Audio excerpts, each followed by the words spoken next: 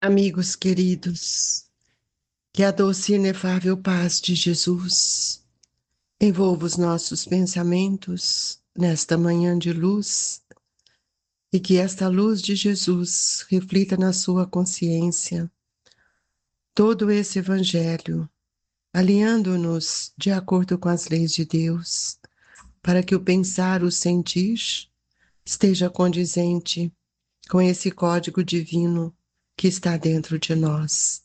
É com muita alegria que damos continuidade a este assunto tão importante, tão necessário para todos nós, que compõem os itens do capítulo 10º, Bem-aventurados que são misericordiosos. Hoje nós vamos dar continuidade ainda ao assunto da indulgência, sob o olhar destes espíritos que tanto têm nos auxiliado, e hoje o olhar de João, bispo de Bordeaux, e também o olhar desse nosso irmão do Fetre, bispo de Nevers, em Bordeaux. Sede indulgente com as faltas alheias, qualquer que elas sejam. Não julgueis com a severidade, senão as vossas próprias ações. E o Senhor usará de indulgência para convosco, como de indulgência houverdes usado para com os outros. Sustentai os fortes, animai-os à perseverança, fortalecei os fracos, mostrando-lhe a bondade de Deus, que leva em conta o menor arrependimento. Mostrai a todos o anjo da penitência, estendendo suas brancas asas sobre as faltas dos humanos, e velando-as assim aos olhares daqueles que não podem tolerar o que é impuro. Compreendei todos a misericórdia divina de vosso Pai, e não esqueçais nunca de lhe dizer pelos pensamentos, mas sobretudo pelos atos.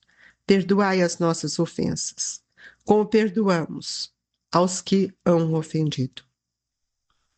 Compreendei bem o valor dessas sublimes palavras, nas quais não somente a letra é admirável, mas principalmente o ensino que ela veste. Que é que pedis ao Senhor quando implorai para vós o seu perdão? Será unicamente o ouvido das vossas ofensas? Ouvido que vos deixaria no nada? Porquanto se Deus se limitasse a esquecer as vossas faltas, ele não puniria? É exato, mas tampouco recompensaria. A recompensa não pode constituir prêmio do bem que não foi feito, nem ainda menos do mal que se haja praticado, embora esse mal fosse esquecido, pedindo-lhe que perdoe os vossos desvios. O que lhe pedis é o favor de sua graça, para não rescindires nele. É a força de que necessitais para enveredar por outras sendas, as da submissão e do amor, nas quais podereis juntar ao arrependimento a reparação.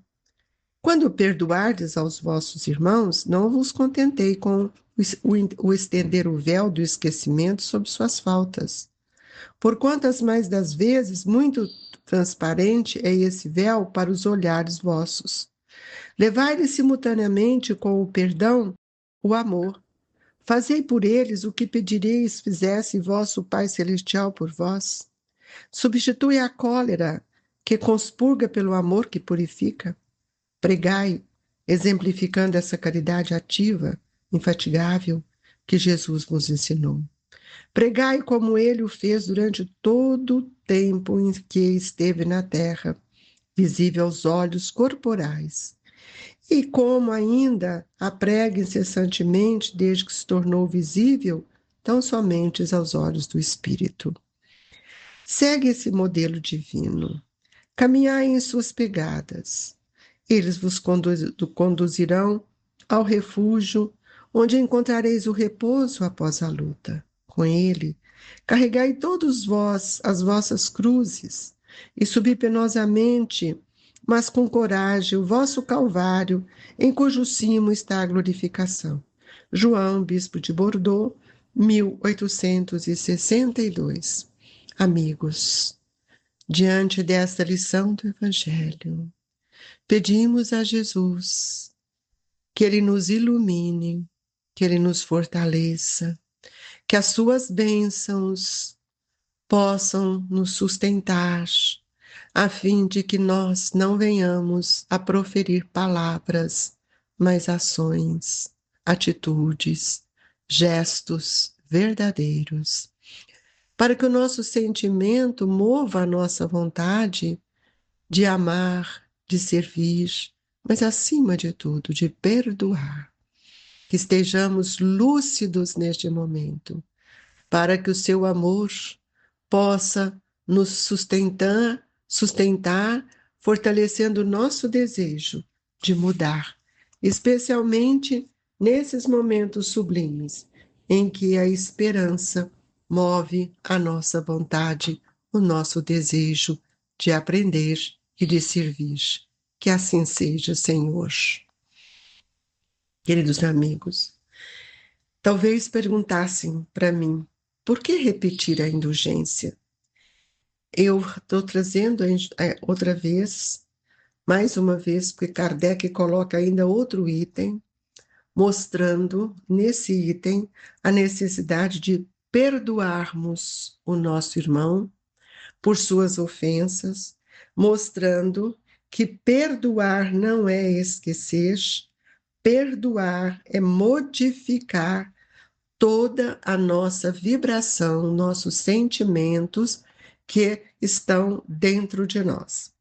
Para que eu seja indulgente com a falta alheia, eu preciso aprender a não julgar com a severidade dos meus atos, das minhas atitudes, mas usar da indulgência, porque a indulgência vai me mostrar o tempo do espírito, a conquista do espírito, e eu não sei se aquele que me ofende ou que faz qualquer coisa que eu fico tão exaltado, ele já conseguiu ou já compreendeu o que eu compreendi.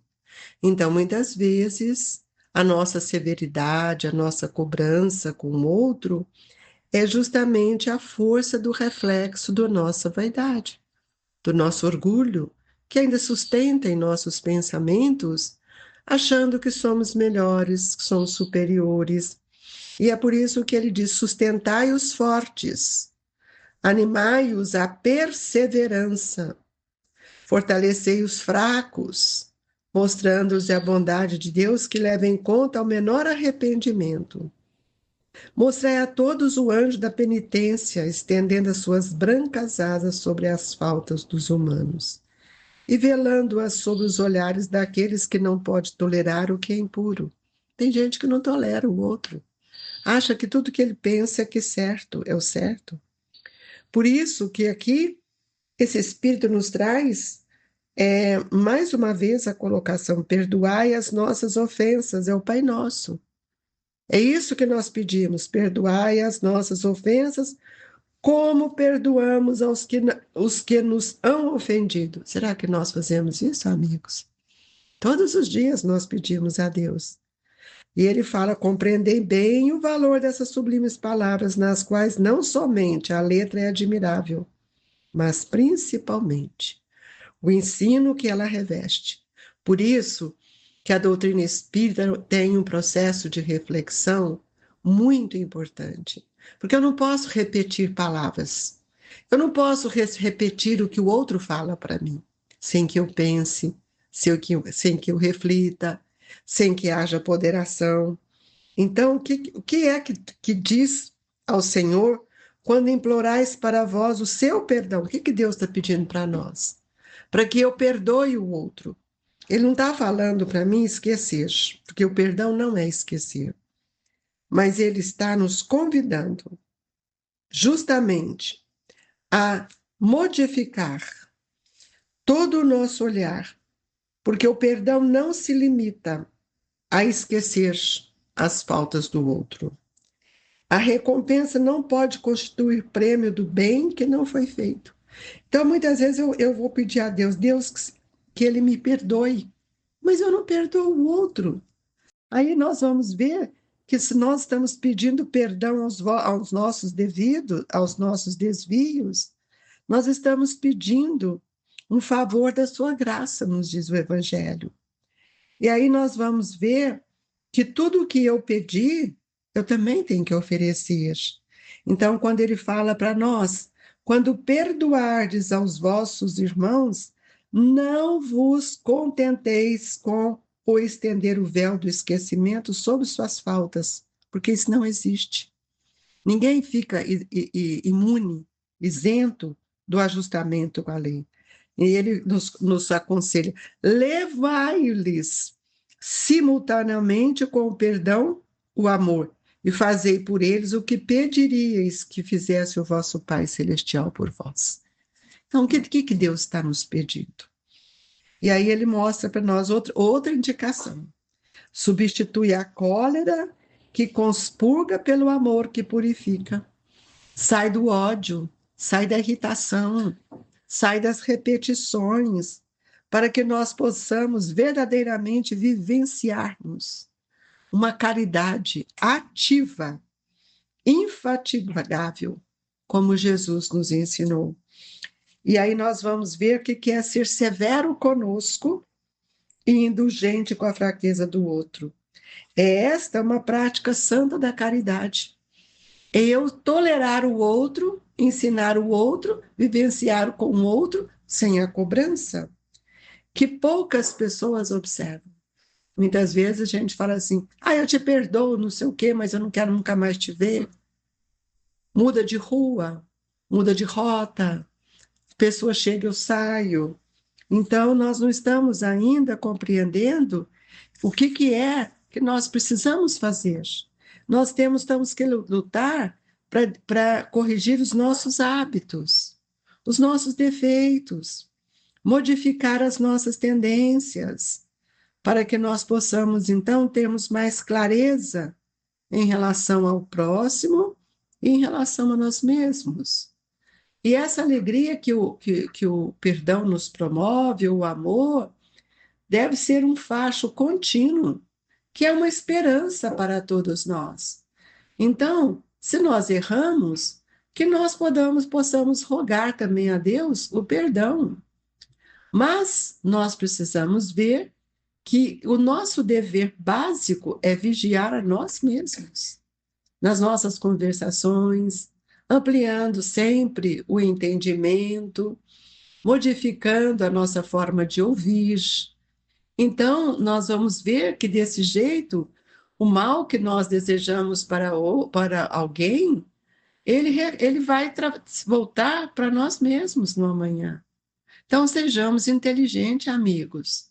A mágoa não tem razão justa. E o perdão, ele anula os problemas, todos os problemas, diminuindo as nossas complicações. E outra coisa de importância que nós muitas vezes não valorizamos é o tempo. Quanto tempo nós perdemos no pensamento, guardando mágoa, ressentimentos, e é assim que espontaneamente nós vamos estabelecendo em nós a caridade real, quando nós começarmos a fazer o bem.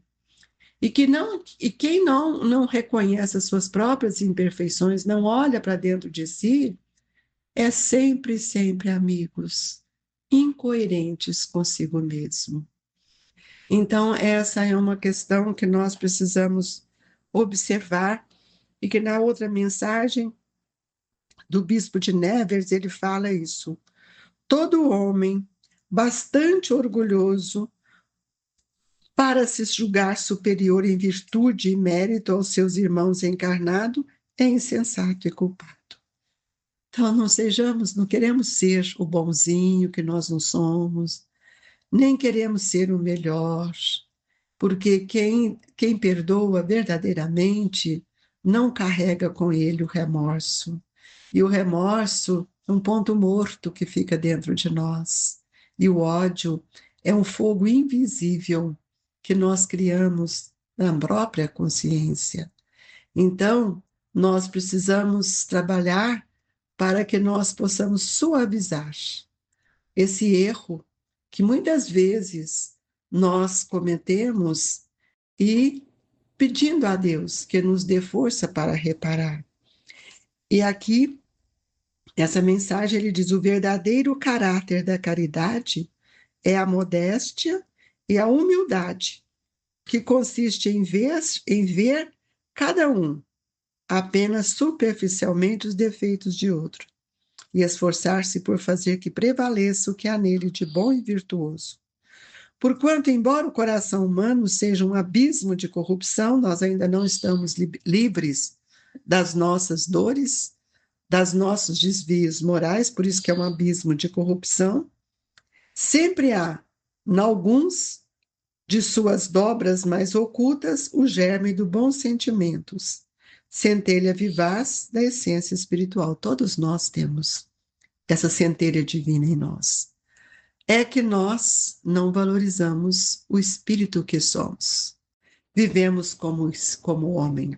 E é por isso que o Espiritismo é uma doutrina consoladora e bendita. Por quê? Porque ela nos faz conhecer verdadeiramente quem somos, esse ser espiritual que nós somos. E nós precisamos ver que todos os ensinamentos do Cristo, os ensinamentos dos Espíritos amigos, são para nos auxiliar. Eles têm iluminado o nosso caminho, eles têm nos auxiliado para que a gente possa despertar a nossa consciência. E quando Jesus nos disse que fora da caridade não tinha salvação, a caridade precisa estar na prática. E para que ela esteja na prática, eu preciso que ela esteja no meu coração, no meu pensamento, para que eu tenha caridade para com o próximo e para mim mesma. Quando isso existe, essa relação, nós vamos ver que nós estamos estabelecendo ou estamos construindo em nós o verdadeiro sentimento, que é o sentimento da indulgência. Quanto mais nós nos conhecermos, quanto mais nós tivermos esse olhar para dentro de nós, mais teremos força para perdoar o nosso irmão. Por isso que nós precisamos aprender com o Evangelho todas essas lições, estes ensinamentos, porque o Evangelho é uma força inexaurível da verdade. Ninguém tem uma força maior. Então, nós precisamos acreditar e refletir em tudo aquilo que está à nossa volta, recordando que o espelho mais vivo, mais digno que nós temos está dentro de nós, que é a nossa consciência. E por isso, precisamos exteriorizar na tela do nosso pensamento todos os atos que sejam construtivos para cada um de nós. Que Jesus nos abençoe e que nessa hora do passe estejamos todos envolvidos nas vibrações do amor, a fim de que possamos sentir dentro de nós a imensa gratidão por tudo que Deus tem nos dado. Jesus, que as mãos abnegadas dos nossos benfeitores estendam sobre nós e que esse influxo divino nos sustente no caminho do bem, modificando a paisagem mental do nosso campo mental, do nosso pensamento. Que a água seja, mais uma vez, fluidificada com a irradiação sublime das energias amorosas do seu coração. Olhai por todos os que sofrem, especialmente aqueles que carregam dentro de si a raiva, o remorso, o arrependimento, para que eles possam avançar, diluindo a raiva e ampliando o desejo de melhorar. Que Deus nos abençoe e que a doce e inefável paz dos espíritos amigos que participam do Grupo Espírita Esperança e Caridade Colégio Allan Kardec agasalhe os seus pensamentos, hoje e sempre. Que assim seja, irmãos.